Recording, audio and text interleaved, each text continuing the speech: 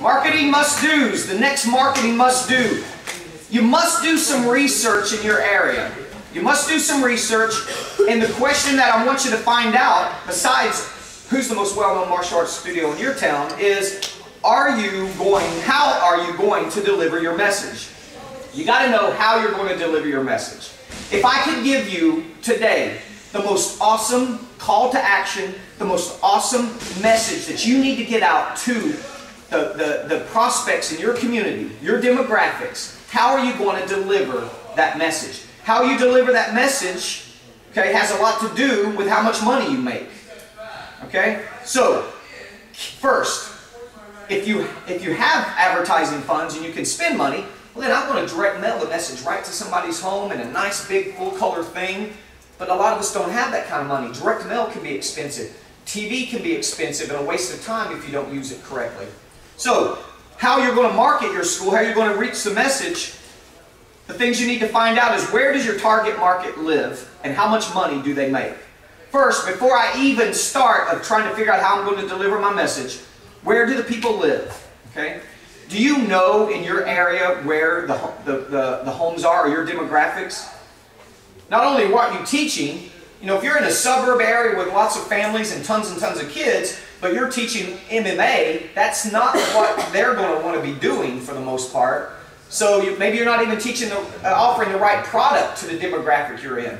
But knowing the zip codes of where the people live. Okay? Can you crank out the zip codes of where the families are that lives in your area? That's important to know.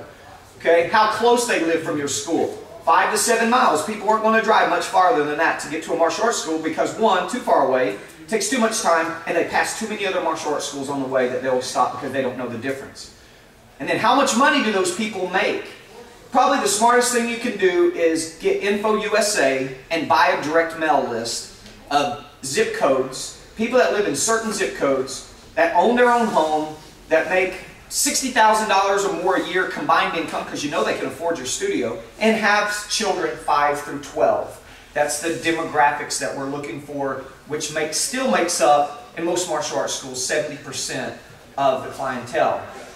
And when you do that from Info USA, it's also going to show you at least the father's name, okay? And it's going to show you how much the household makes income. That's some powerful information to know, to rely on.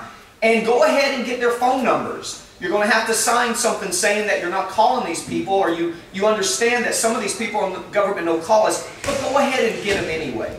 All right? Next question you need to know to do some research is, can you receive flyer approval in your city to the public school systems? How many people know that answer right now? Raise your hand. Yes, I can. Or not whether you can or not. Do you know whether or not you can? That's all you need to know. Because if you can, you're going to save so much money. If you can pretty much send any flyer, or you know the specifics of what it can be on that flyer that you can send out in the public school system for free, you've saved so much money. Because now it's just about printing the piece and taking it to the schools. You don't have to spend money on direct mail. And you can't get much more of a target delivery than sending a flyer home with a kid that's 5 to 12 years old. So, if you can do that, I would ask you, when's the last time you sent flyers out to promote a special that you're having, a special free seminar to disguise your mass intro? You know, if you could do that, I wouldn't kill the school and send stuff constantly, but every 12 weeks I would be sending something home with them. If nothing else, to promote the mass intros or your summer camps or a special that you have. And sometimes, if you get that type of relationship with them, give them something back. Put something on the other side that's free safety tips or something. Educate them a little bit. I wrote those 12 of the career community education pieces. That's just information that we're providing to educate our community. You can put on the other side so that they're looking at it and they're at least getting something from it. Don't forget also, offer free teacher self-defense seminars. If that school's going to let you give flyer approval, then go to that principal once a year and say, hey, I would love to do, since you guys disseminate my flyers 3 times a year, I would love to do a free self-defense seminar for all the teachers. And I also want to give every teacher a free month of cardio kickbox class.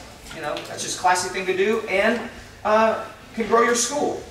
If you can't get flyer approval, that's important information to know, that I can't get it. Because then I don't have to rely and think, oh, maybe I could do flyer print, maybe I could send stuff. You can't get it, so you know you got to move on to another method of delivering this amazing message that you may have. Okay? So, the next question that you need to know is, can you receive school presentation approval?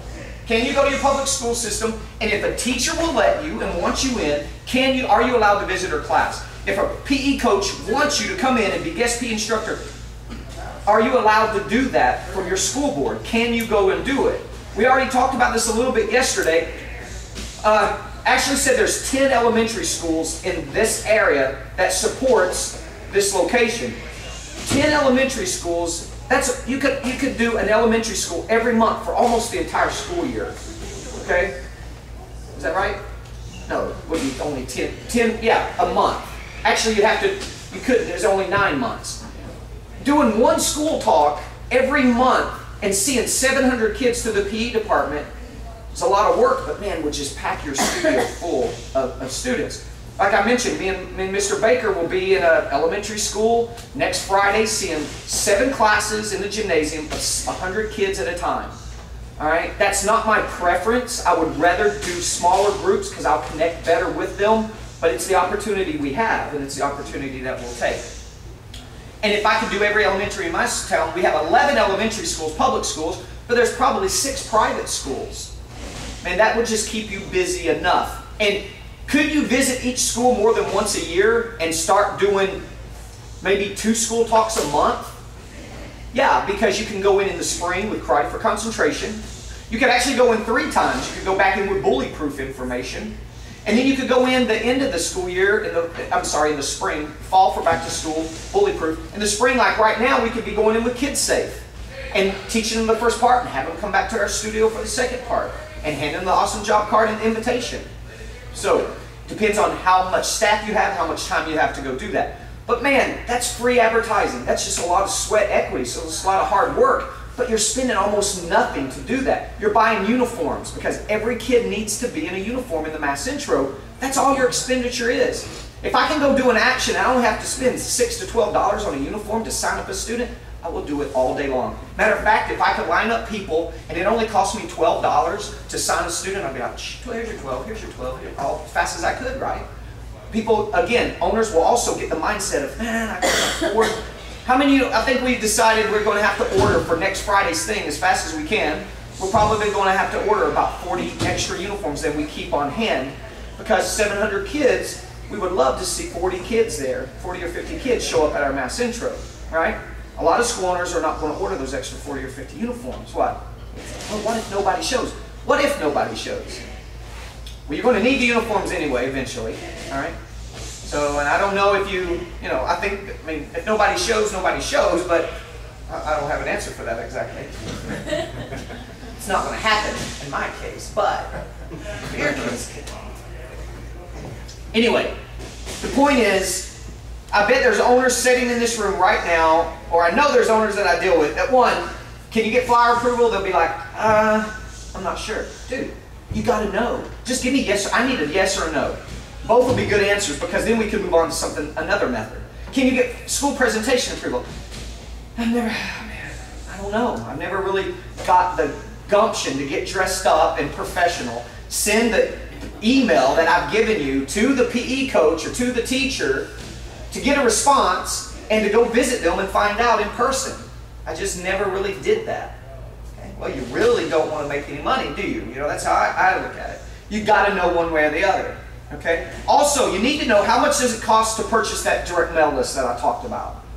Okay? How much does it cost to purchase direct mail? 4,000 people is probably going to be $700–800 on InfoUSA to purchase that list. List you probably want to update once a year. All right? And then, what are the advertising costs in your market? That's research that you need to know. How much, and you know you got to keep up with that because their rates change. For example, cable television.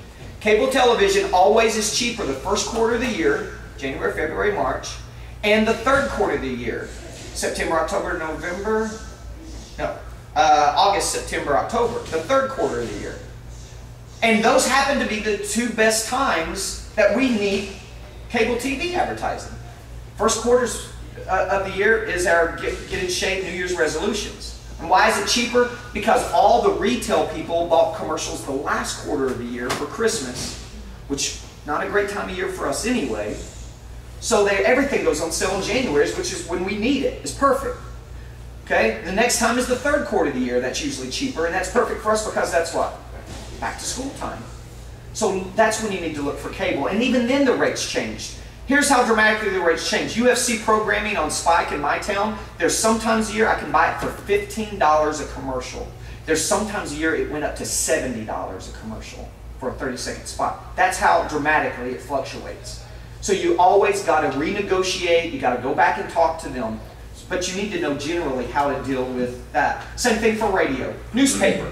Do you know if you want to run a newspaper in your town paper, how much a quarter box would cost off the top of your head? That doesn't fluctuate as much. Do you know? You need to know, okay, and how efficient it would be. So these are things of marketing must-dos. You must do some research on how you're going to deliver your marketing message.